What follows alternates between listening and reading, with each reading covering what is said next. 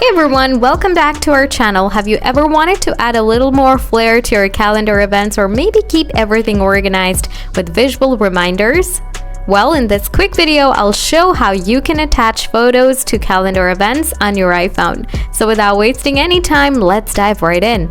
First of all, open the calendar app on your iPhone, then find the event you want to add photos to, and then tap on it.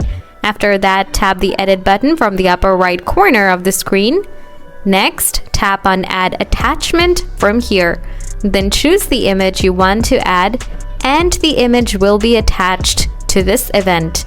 Now all you have to do is save the changes, so just hit done from the top right corner of the screen and you're done. So guys, that's how you attach photos to the calendar events from your iPhone. If the video did the trick for you, don't forget to smash that like button. Want more iPhone related tips and tricks? Just subscribe to the channel because I've got tons more coming. As always, thanks for watching and I'll catch you in the next one. Take care.